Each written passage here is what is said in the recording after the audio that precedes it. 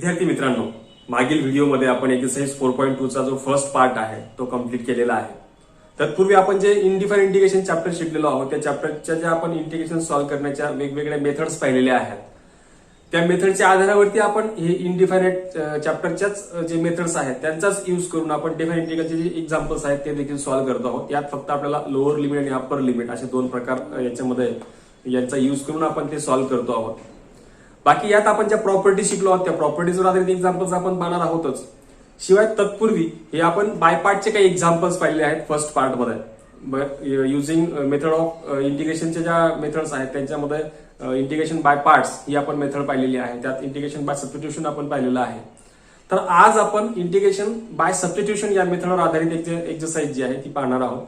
यात त्या मेथडने पण ते एक्झाम्पल जे आहेत ते सॉल्व्ह करता येतात. त्याचं सुरुवातीला आपण काही पार्ट जो आहे तो पाहिलेला आहे की सबस्टिट्यूशन कशी केली जाते, कारण सबस्टिट्यूशन करत असताना आपल्याला त्याचं लिमिट सुद्धा चेंज करायला लागतं. तो प्रकार आपण आता पाहणार आहोतच. शिवाय आपण काही साधे एक्झाम्पल, सिंपल टाईपचे जे एक्झाम्पल्स आहेत ते सुद्धा मागील पार्टमध्ये पाहिलेले आहेत. आता आपण प्रत्येक सबस्टिट्यूशनचे एक्झाम्पल्स बघूया जे थोडेसे सबस्टिट्यूशन मध्ये काही मागील मेथड जे आहेत जसं की बाय पार्ट्स एक्सेट्रा पण आपल्याला त्याच्यामध्ये वापरायला लागू शकतं. असे काही एक्झाम्पल्स आपण बघणार आहोत. त्यात आता एक्सरसाइज 4.2 मधील सेकंड एक्झाम्पल बघूया. Evaluate first integral 0 to 1/√2 sine inverse of x upon 1 - x square raise to 3/2 dx असं दिलेलं आहे. नेहमीप्रमाणे त्याला आपण आय मानलेला आहे. पुढे बघूयात आता इथे हे जे काही दिसतंय रेस टू पॉवर जी आहे याची 1 - x स्क्वेअर रेस टू ती पॉवर जी आहे तिला आपण या स्वरूपात लिहूयात, कारण तिथे 1 - x square into under root 1 - x square असं लिहिता येणार आहे. कारण आपल्याला माहितीये की इथे जो रेस टू 3/2 आहे त्याचा मिनिंगच असा आहे की त्याला हा number multiply by square root जे रेस टू 3/2 त्याचा अर्थच आहे. कारण हा रेस टू 1/2 आहे आणि इथे 1 आहे तर क्रॉस मल्टिप्लिकेशन केल्यावरती आणि त्यांची ऍडिशन होईल बेस इक्वल असताना 3/2 होऊन जाईल त्या पद्धतीने. त्यानंतर आता इथे आपल्याला सबस्टिट्यूशन मेथड अप्लाय करता येणार आहे. Put sine inverse of x is equal to समजा आपण t पुट केला तर काय होईल बघा. याचा जो डेरिव्हेटिव्ह आहे याला आपण डिफरन्शिएट करतो. Differentiate on both the side. Differentiate केल्यावरती हा याचा डेरिव्हेटिव्ह जो आहे तो 1 upon under root 1 - x square dx आणि हा इकडे येईल dt. तर आता हा पार्ट आपल्या याच्यामध्ये दिसतो आहे म्हणून आपण सबस्टिट्यूशन या ठिकाणी अप्लाय केलेली आहे. तर यात लिमिट पण चेंज होईल when x is equal to 0. जेव्हा x ची व्हॅल्यू 0 आहे म्हणजे लोअर लिमिट 0 आहे तेव्हा त्यावेळेला आता हे काय इम्प्लाइज करतं तर x is equal to sine t असं हे इम्प्लाइज करणं. आपल्याला याचा उपयोग करून लिमिट जे आहे ते चेंज करायला लागणार, कारण आपला व्हेरिएबल चेंज झालेला आहे. x इज इक्वल टू 0 आहे तर इथे साइन इनवर्स इथे 0 ठेवला मी. साइन इनवर्स 0 जो आहे म्हणजे t is equal to sine inverse 0 आणि तो येणार आहे 0. त्यानंतर when x is equal to 1 upon √2 तर t is equal to sine inverse of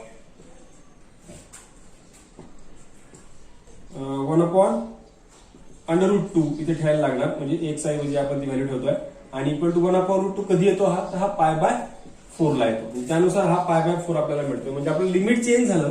जे 0 to 1 अपॉन √2 होतं ते 0 to π/4 झालेलं आहे. आपण आता त्यात ती व्हॅल्यू सबस्टिट्यूट करूया. तर i is equal to integral limit change झालाय 0 to π/4 आणि बाकी इथे साइन इनवर्स ऑफ x ऐवजी आपला tच आहे जो आपण सबस्टिट्यूट केलेला आहे. ऍज इट इज जसा आहे तसाच. त्यानंतर 1 upon under root 1 - x square dx 1 upon under root 1 - x square dx ऐवजी dt आहे तो dt इथे ठेवला. आणि बाकी हे जे दिसत आहे याच्यात x ऐवजी जो आपला x आहे त्याच्या ऐवजी साइन t आहे म्हणजे तो 1 - साइन स्क्वेअर t असं लिहिता येईल. Equal to integral 0 to π/4. Again fundamental identity using fundamental identity या ठिकाणी 1 - साइन स्क्वेअर t म्हणजेच काय येणार आहे कॉस स्क्वेअर t आणि हा dt. 1 अपॉन कॉस आपल्याला माहिती आहे तो काय तो 1 अपॉन कॉस येणार आहे सेक स्क्वेअर t dt. आता परत हे फंक्शन जे आहे ते u इंटू व्ही मध्ये झालंय. हे पहिलं फंक्शन u आहे, सेकंड फंक्शन v आहे आणि इथे आपण अप्लाय करतो लाईट जर अप्लाय केला तर त्यानुसार हा क्रम जो आहे तो अगदी बरोबर आहे, कारण ट्रिग्नोमेट्रिक फंक्शन नंतर पाहिजे आणि त्याच्या आधी अल्जेब्राइक फंक्शन पाहिजे. म्हणजे हा तो क्रम आहे त्यानुसार क्रम बरोबर आहे. आपल्याला आता u इंटू व्हीचा आपल्याकडे जो फॉर्म्युला तो आपण या ठिकाणी यूज करणार आहोत. तर काय आहे बघा तो यू इंटू व्हीचा फॉर्म्युला, त्यानुसार जर यूज करायचा असेल तर इथे काय येईल, सुरुवातीला I is equal to integral, पहिलं फंक्शन असंच दुसऱ्या फंक्शनचं इंटिग्रेशन घ्यायला लागतं, त्यानंतर मायनस इंटिग्रल फर्स्ट फंक्शनचा डेरिव्हेटिव्ह आणि नंतर सेकंड फंक्शनचं इंटिग्रेशन, त्याला मल्टिप्लाय करून संपूर्ण याचं जे आहे ते इंटिग्रेशन आपण घेतो आणि लिमिट 0 टू π/2 आहे, π/4 जे आहे ते लिहायचं आहे.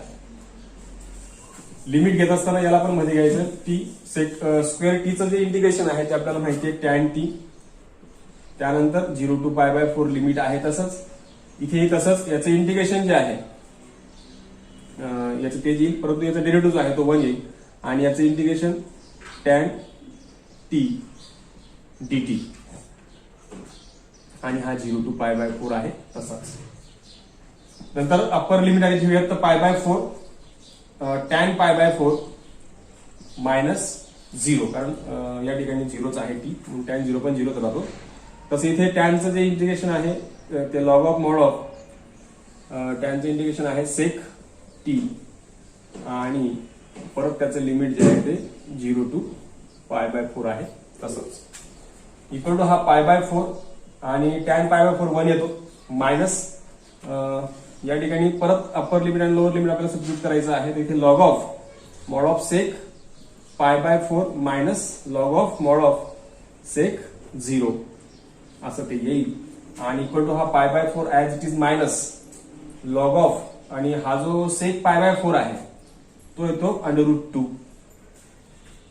सेक π/4 मायनस लॉग हा येतो 1 सेक 0 1 आहे, लॉग 1 जो येतो 0 होऊन जाईल, हा इक्वल टू π/4 मायनस लॉग हा 2⁻² आहे कारण √2 म्हणजे, आणि हा तर 0 झाला लॉग 1, बाकी हा 1/1/2 जो आहे तो पुढे येईल कारण आपल्या लॉ ऑफ एक्सपोनंट नुसार इथे आपल्याला हा π/4 मिळतो आहेच, π/4 as it is minus sine, हा 1/2 पुढे आणि हा लॉग 2, अशा पद्धतीने आपल्याला. Next point example number 3, integral 0 to π/4 sin 2x upon sin 4x plus cos 4x, नेहमीप्रमाणे आय मानलेला आहे. सुरुवातीला ट्रिग्नोमेट्री दिसत आहे, तर या ठिकाणी ट्रिग्नोमेट्रीचे आपल्याकडे जे डबल अँगल फॉर्म्युला आहे तो या ठिकाणी युज होतोय 2 sin x cos x. Formula वापरता कसं आपण वापरू शकतो आहोत त्याला, त्या ठिकाणी त्या एक्झाम्पलची जी रिक्वायरमेंट असते त्या पद्धतीने आपण तो फॉर्म्युला वापरण्याचा प्रयत्न करतो. तसं इथे आता cos 4x ने मी डिवाइड करतोय पूर्ण न्यूमरेटरला, कारण मला या ठिकाणी त्याचा डेरिव्हेटिव्ह वरती ऍडजस्ट करायचा आहे, कारण येतोय तो, कारण sin 4x आपण जर cos 4x केला तर इथे तो tan 4x होईल आणि tan square x चा जे डेरिव्हेटिव्ह आहे तो वरती आपल्याला ऍडजस्ट होऊन मिळतोय. हे डेरिव्हेटिव्हचे फॉर्म्युले पार्ट असले की लक्षात येतं बरोबर. तर divide numerator and denominator by cos 4x. याच्यानंतर मी डिवाइड केलं तर I is equal to integral हा 0 टू π/4 आहे तसाच 2 sin x cos x upon cos 4x upon तसा हा sin 4x upon cos 4x, कारण आपण प्रत्येकाला डिवाइड करतो तर प्रत्येक टर्मला तो डिवाइड होईल, अपॉनला हा cos 4x आणि हा dx. यातला एक cos जो आहे तो कॅन्सल होईल आणि जे रिमेनिंग दिसत आहे तर त्याच्यात हा साइन अपॉन एक इथे जो उरतोय cos x आणि ते 2 उरले ते अजून, तर ते मी वेगळं लिहून दिलंय 1 अपॉन cos square x च्या फॉर्म मध्ये, अपॉन या ठिकाणी साइन अपॉन cos जो आहे तो tan 4x प्लस हा कॅन्सल होईल 1 आणि हा dx. इथले रेस टू 4 पैकी जे 3 होते ना त्याच्यापैकी हे असे वेगळे लिहून घेतले आहेत, कारण तो वरती आपल्याला tan square x चा जो डेरिव्हेटिव्ह आहे तो मिळतोय, तो कसा बघा. इक्वल टू इंटिग्रल 0 टू π/4 हा साइन अपॉन कॉस म्हणजे टॅन म्हणजे 2 tan x आणि हा sec square x अपॉन इथे याला लिहिता येईल tan square x bracket square plus हा 1 आणि हा dx. अशा पद्धतीने आता आपण सबस्टिट्यूशन करायला हरकत नाही, तर इथे tan square x बद्दल टी पुट केला तर याचा डेरिव्हेटिव्ह आहे 2 tan x, कारण कॉम्पोजिट फंक्शन आहे म्हणून tan x चा परत आपल्याला डेरिव्हेटिव्ह काढायला लागणार, तो येईल sec square x आणि dx is equal to dt, कारण सुरुवातीला फक्त f ऑफ x चा डेरिव्हेटिव्ह आपण काढलेला आहे. ज्यांना डिफरन्शिएशन कळलेलं आहे व्यवस्थित त्यांना लगेच समजेल. तो when x is equal to 0, आता x ची किंमत 0 मी लिमिट चेंज करतोय, तर t is equal to tan square 0, इथे x ऐवजी 0 पुट करतोय, t इज इक्वल टू, तर हे tan 0 0 येतो म्हणून तो 0 होईल. When x is equal to pi bye 4. तर टी इज इक्वल टू काय होईल बघा, इथे पाय बाय 4 आपल्याला पुट करायचं आहे, कारण आपल्याकडे जे लिमिट होतं ते लिमिट आपण चेंज करतो आणि tan पाय बाय 4 1 येतो, 1चा स्क्वेअर हा 1च होणार आहे. 0 टू पाय बाय 4 हे लिमिट होतं, 0 टू पाय बाय 4. त्याच्याऐवजी लिमिट चेंज झालं कारण व्हेरिएबल चेंज झालाय. 0 टू 1 हे आपल्याला लिमिट मिळालंय, हे टाकायचं आय मध्ये. म्हणजे हा एकच वेगळेपणा फक्त या चॅप्टर मध्ये आहे. सबस्टिट्यूशन मेथड आपण जे शिकतो आहोत यापूर्वी आपण इनडिफरंट इंटिग्रेशन चॅप्टर मध्ये हे पाहिलेलं आहेच. यात फक्त आपण वेगळेपणा काय पाहतो आहोत, तर आपल्याला हे लिमिट चेंज करायला लागतं.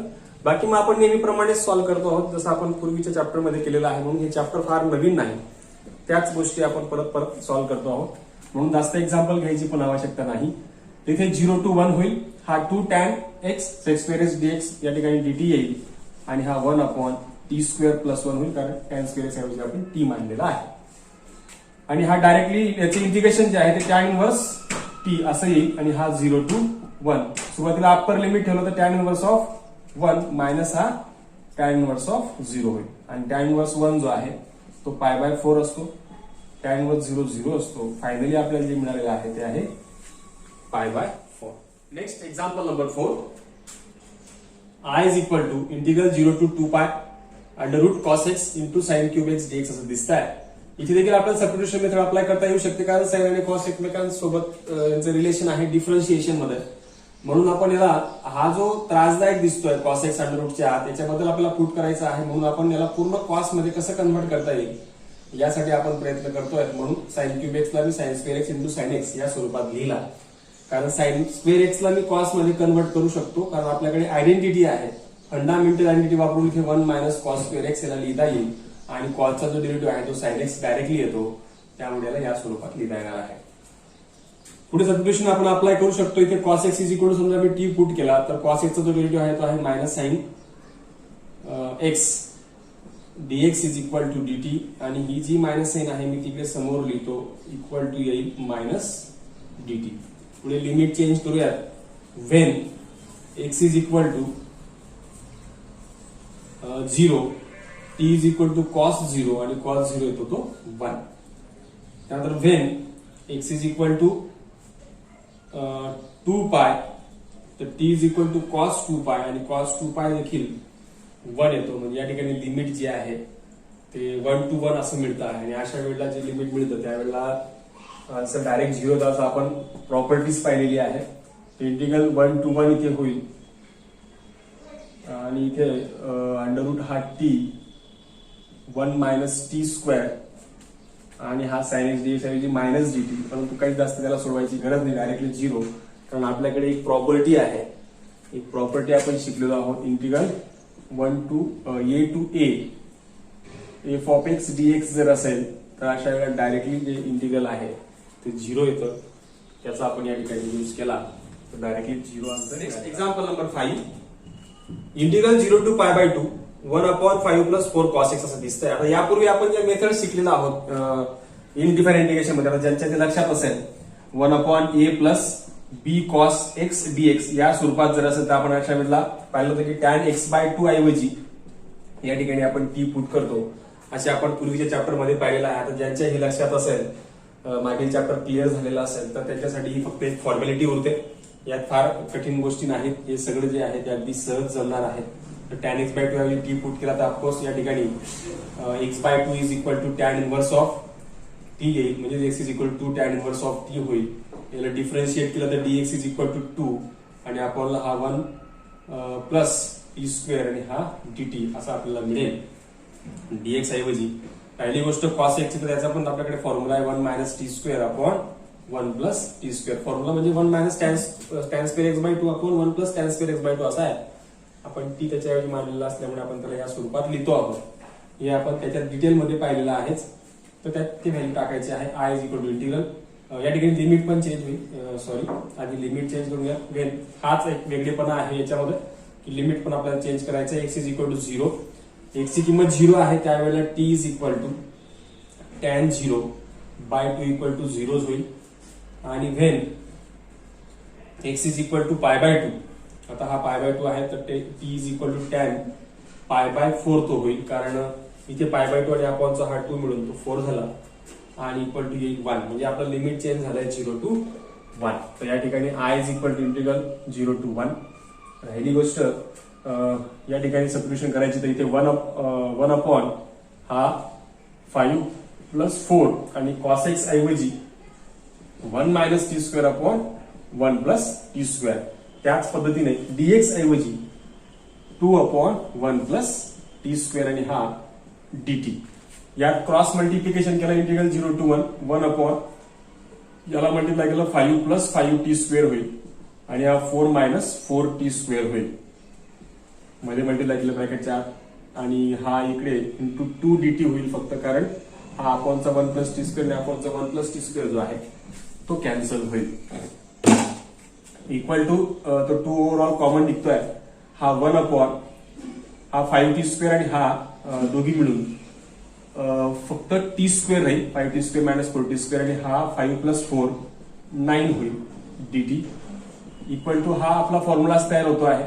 1 अपॉन हा टी स्क्वेअर प्लस 3 स्क्वेअर याला असं लिहिता येईल आणि हा आपला टॅन इन्व्हर्सचा जो इंटिग्रल याचा आहे ते येईल, ते आहे 2 into 1 अपॉन a असा फॉर्म्युला आहे आपल्याकडे. Integral 1 upon x square plus A square is equal to 1 upon a tan inverse of x upon a plus c. हा फॉर्म्युला या ठिकाणी आपण युज करतोय. तिथे 1 upon 3 tan inverse of t upon 3, परंतु याला लिमिट आहे 0 to 1, 0 to 1.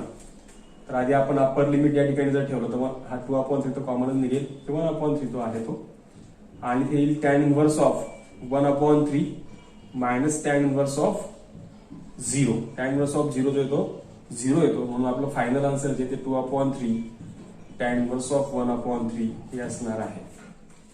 Next example number 8. Integral -1 to 1 upon a square into e raise to x plus B square upon e raise to minus x dx.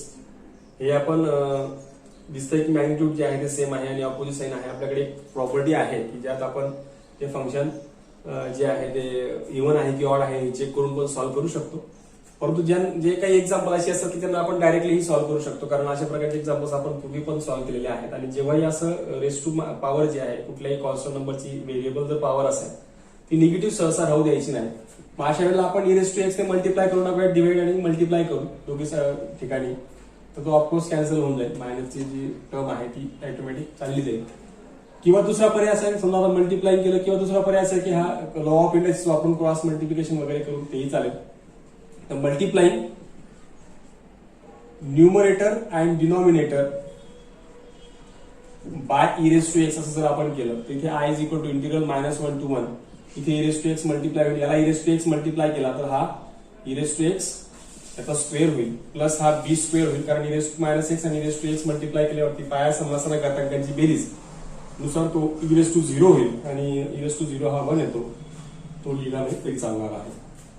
त्यानंतर integral -1 to 1 e raise to x याला e raise to 0 लिहून घेतो आणि हा अपॉनला a into e raise to x bracket square plus B square असं लिहिता येईल.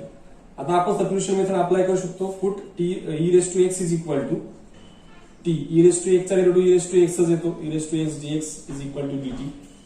तर इथे i is equal to integral आपलं लिमिट चेंज करायचं राहिलं when x is equal to -1. आता x इज इक्वल टू -1 ठेवतोय तर t is equal to e raise to -1 म्हणजेच 1 अपॉन e तो येईल.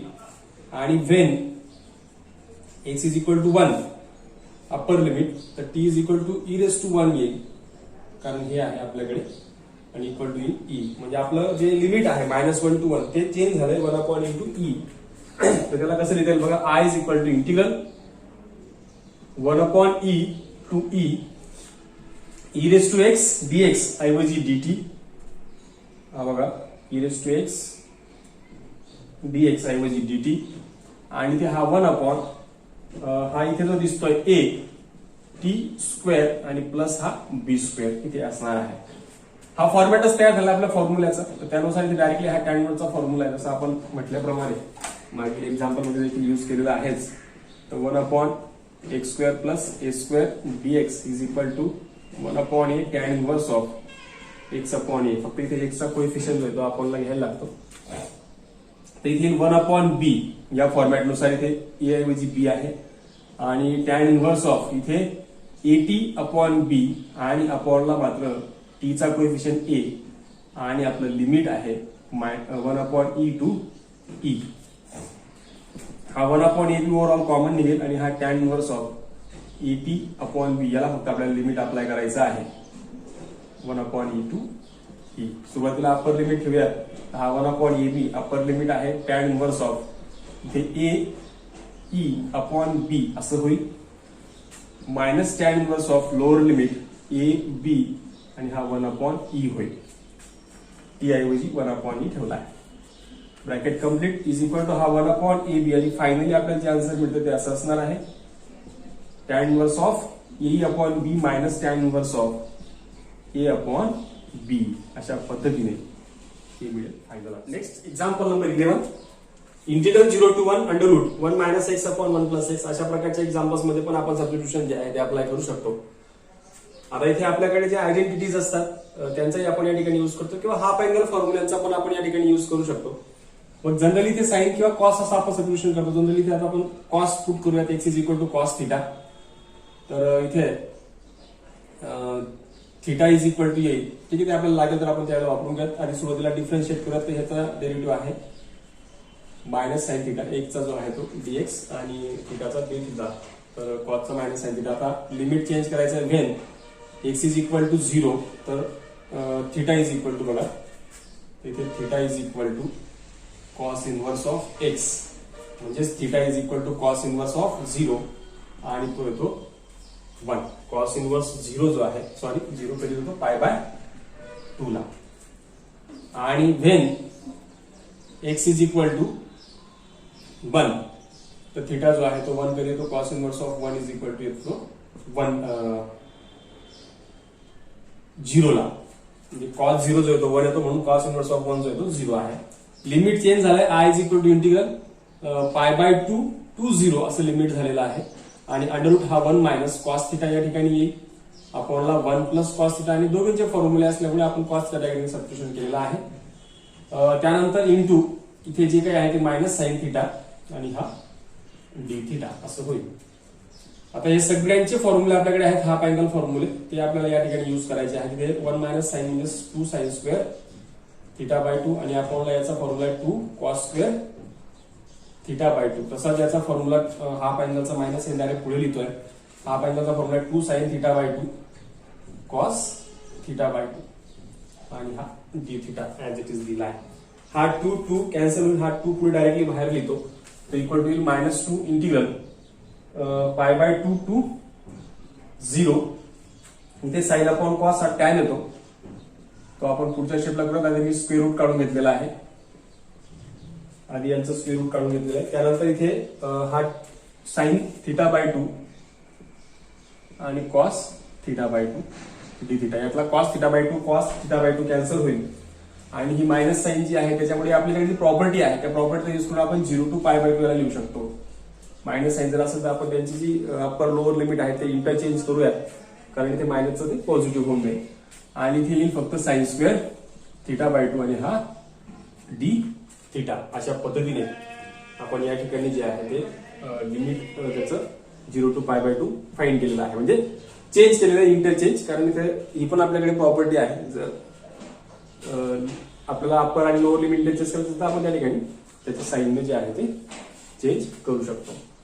पुढे आता याचा पण आपल्याकडे आता डायरेक्टली नाहीये परंतु एक फॉर्म्युला आपल्याकडे आहे तो आपण या ठिकाणी अप्लाय करू शकतो. साइन स्क्वेअर थिटा/2चं इंटिग्रेशन डायरेक्ट जर काढायचं असेल तर त्याचा फॉर्म्युला जसा आता 1 minus cos theta is equal to sine square थिटा/2 असा फॉर्म्युला आहे. त्यानुसार मला फक्त साइन स्क्वेअर थिटा/2 पाहिजे आहे. तर साइन स्क्वेअर थिटा/2 is equal to 1 minus cos theta आणि आपणला हा 2 जो आहे हा 2 मला लिहिता येईल. म्हणजे मी याच्याऐवजी त्याला त्या स्वरूपात लिहितोय 2 किंवा हा 2 जो आहे तो जर मध्येच राहतो तर डायरेक्टली मला याच्याबद्दल हे लिहिता येईल integral 0 to π/2 1 minus cos theta D theta. जर समजा हा 2 आतच ठेवला तर आणि एक स्टेप आपली वाचेल. त्याला इंटिग्रेशन करायला हरकत नाही. आता हा याचं जे इंटिग्रेशन आहे 1चं ते थिटा येईल कारण विथ रिस्पेक्ट टू थिटा आहे म्हणून. आणि याचं येईल साइन थिटा आणि लिमिट आहे 0 to π/2 ते असंच ठेवलं. इक्वल टू आधी π/2 मायनस हा साइन पाय बाय 2, नंतर मग आपण लोअर लिमिट जे 0च आहे. फायनली आपल्याला जे मिळेल pi by 2 minus sine pi by 2 जो आहे तो 1 येतो. त्यामुळे आपल्याला फायनली आन्सर मिळते ते pi by 2 minus 1. Next example number 14. Integral 1 by √2 to 1 e raised to cos inverse of x into sin inverse of x upon under root 1 minus x square dx. इथे देखील दिसत आहे की sin inverse x चा जो derivative आहे तो 1 upon under root 1 minus x square असा येतोय. म्हणजे आपण सबस्टिट्यूशन या ठिकाणी अप्लाय करू शकतो आहोत. तर सबस्टिट्यूशन करताना आपल्याला sin inverse t ऐवजी जे आहे ते sin inverse x ऐवजी जे आहे ते t पुट करायचं आहे आणि याचा डेरिव्हेटिव्ह आहे 1 upon under root 1 minus x square dx is equal to dt. आता लिमिट चेंज करायचं आहे. तर जेव्हा लिमिट आपण चेंज करणार when x is equal to 1 upon √2. आता x ची किंमत 1 अपॉन √2 असताना t काय येईल ते आपल्याला चेक करायचं आहे. तर sine inverse of 1 upon √2 is equal to, आता साइन इन्व्हर्स 1 अपॉन √2 काय येतो म्हणजे साइन 1 अपॉन √2 कधी येतो, थिटा काय असताना, तर तो आहे पाय बाय 4 असताना. आणि when x is equal to 1 तर t इज इक्वल टू काय येईल बघा, तर t is equal to sine inverse of 1. हा 1 कधी येतो, हा पाय बाय 2 ला. म्हणजे याचा अर्थ लिमिट जे आहे ते चेंज झालंय 1 अपॉन √2 टू 1 ऐवजी pi by 4 to pi by 2. शिवाय आता आणखी एक टर्म इथे अशी याची कॉस इन्व्हर्स x ची आहे आणि आपल्याकडे एक फॉर्म्युला आहे यांच्याशी निगडीत दोघींचं रिलेशन असलेला साइन आणि कॉस इन्व्हर्सचा. तो आहे साइन इन्व्हर्स ऑफ x यांचं रिलेशन आहे इक्वल टू पाय बाय 2 येतो. मग आपल्याला कॉस इन्व्हर्स x पाहिजे आहे, तर cos inverse x is equal to काय येईल pi by 2 minus sine inverse of x आणि साइन इन्व्हर्स ऑफ x आपण t मानलाय. म्हणजे इथे आपल्याला मिळतंय पाय बाय 2 मायनस t. म्हणजे कॉस इन्व्हर्स जो आहे तो आपल्याला पाय बाय 2 मायनस t असा मिळालेला आहे. मग आपण आता या व्हॅल्यू ज्या आहे त्या i मध्ये सबस्टिट्यूट करूया. तसं लिमिट चेंज झालाय. लिमिट चेंज झालेलं लिमिट काय आहे बघा, x 1 बाय √2 टू 1 ऐवजी pi by 4 to pi by 2. आणि बाकीच्या व्हॅल्यू ज्या आहेत ई रेस टू इथे कॉस इन्व्हर्स x ऐवजी पाय by 2 minus t into sine inverse x जो आहे तो आपण t मानलेला आहे आणि अपॉनला हे जे काही दिसतंय आता अपॉनला काही राहणार नाही, कारण अपॉनला जे दिसतंय 1 upon under root 1 minus x square dx याच्याऐवजी डायरेक्टली dt येईल. u इंटू v च्या फॉर्म मध्ये आलेला आहे. इथे pi bye 4 to pi by 2 हा E raise to pi by 2 मी कॉमन काढू शकतो. इथे फक्त राहील t into E raise to minus t आणि हा dt. आता याला आपण u इंटू व्ही च्या फॉर्मॅट नुसार सॉल्व्ह करू शकतो. याला आपण अप्लाय केला, अप्लाई लाईट त्याच्यानुसार एक्सपोनेन्शियल फंक्शन जे आहे ते सगळ्यात लास्टला असतं, त्याच्या आधी अल्जेब्राइक फंक्शन आहे. त्यामुळे आपला क्रम अगदी बरोबर आहे. हा E raise to pi by 2 असाच राहील. पुढे u इंटू व्ही आपण अप्लाय करतो आहोत. तर u इंटू व्ही अप्लाय करतो हा t as it is e raise to minus टीचं integration e raise to minus t आणि आपल्याला -1 येईल. आणि या संपूर्ण याचं लिमिट आहे pi by 4 to pi by 2 minus त्यानंतर इंटिग्रल परत इथे जे दिसत आहे 0 to pi bye 4 to pi by 2 असं राहील. आणि याचं डेरिव्हेटिव्ह 1 टीचा मी डायरेक्ट शॉर्टकट घेतोय, एक स्टेप काढतोय आणि ई रेस टू मायनस टीचं integration e raise to minus t आपल्याला -1 आणि हा येईल dt. हा curly bracket complete equal to हा E raise to pi by 2 जो आहे तो ऍज इट इज. त्यानंतर आधी आपण अप्पर लिमिट ठेवूया, त्या ठिकाणी मायनस साइन बाहेर राहीलच. आधी अप्पर लिमिट आहे पाय by 2 E raise to minus pi by 2. आधी पाय बाय 2 आपण व्हॅल्यू ठेवली, नंतर आपण पाय बाय 4 ठेवतो आहोत. मायनस साइन आपण ओव्हरऑल कॉमन काढल्यामुळे ती जी आपली मूळ मायनस साइन राहील ती अशी राहीलच. आणि इथे परत pi bye 4 into E raise to minus pi bye 4 असं होईल. हा कम्प्लीट झाला.